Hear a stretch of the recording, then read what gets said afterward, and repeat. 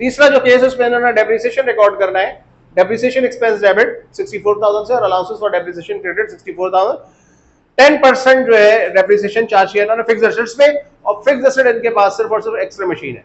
Next कोई और fixed asset है? Office supplies use 25,000। Office supplies trial balance में कितना है? ऑफिस सप्लाईज ट्रायल बैलेंस में 60,000 है, और इन्होंने आखिर में बताया कि उसमें से 5,000 यूज किया, 25,000 यूज कर लिया। तो हम एंट्री पास करेंगे ऑफिस सप्लाईज एक्सपेंस डेबिट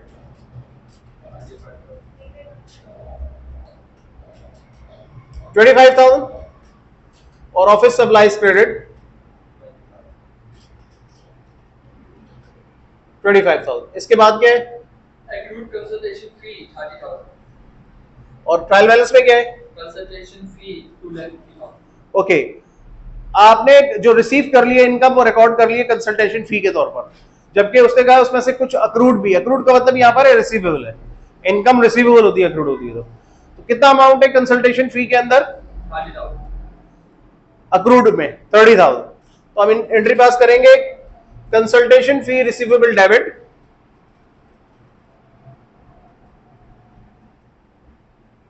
आप अक्रूड भी लिख सकते हैं, कोई मसला नहीं है। 30,000 है ना, और 30,000 से कंसल्टेशन फी क्रेडिट। नेक्स्ट हो गया। एडजस्टिंग एंट्रीज हमारी यहां कंप्लीट हो गई है। बोर्ड हमारे पास बहुत छोटा है, तो हम इसी बोर्ड पे कोशिश करेंगे इनकम स्टेटमेंट और बैलेंस शीट भी कवर कर लें। अब नेक्स्ट हमारे पास है, अच्छा इनकम स्टेटमेंट बनाएंगे हम। मैसर्स कंपनी का नाम बताएं क्या है? Doctor Nasir medical centre. Doctor Nasir messrs Nasir medical centre.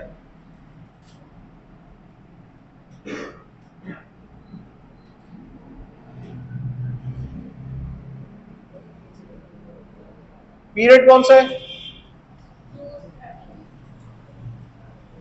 2021 for the year ended June 30। June 30th 2021।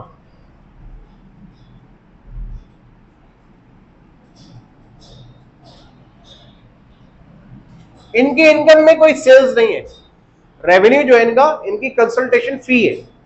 ठीक है, तो हम सबसे पहले यहां पर लिखेंगे consultation fee debit, debit is sorry top of the income statement. Consultation fee कितनी है? कंसल्टेशन फी 2,50,000। 2,50,000 तो वो है जो ट्रायल बैलेंस में लिखी हुई है। तो उसके बाद आप ट्रायल बैलेंस एडजस्टिंग एंट्रीज को देखें तो सबसे आखिर में आपके पास 30,000 कंसल्टेशन फी क्रेडिट हुई है। तो 2,50,000 वो, और ये 30,000 मिला के 2,80,000 आपके पास कंसल्टेशन फी है।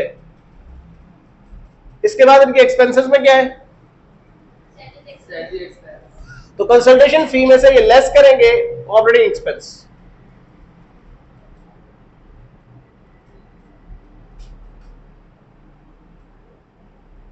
ऑपरेटिंग एक्सपेंस इनके पास है सैलरी एक्सपेंस, कितना है?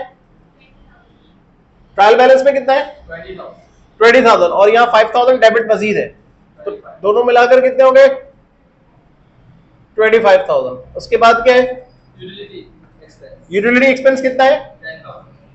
यूटिलिटी में कोई एडजस्टमेंट नहीं है, तो यूटिलिटी एक्सपेंस हम एग्जैक्ट 10,000 ही लिख लेंगे। उसके बाद क्या है हमारे पास?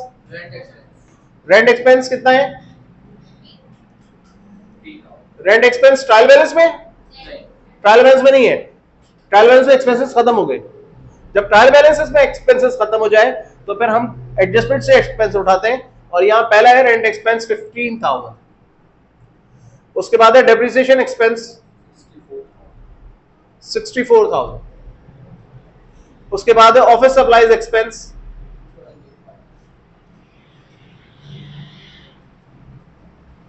25,000, और उसके बाद एक टोटल ऑपरेटिंग एक्सपेंस।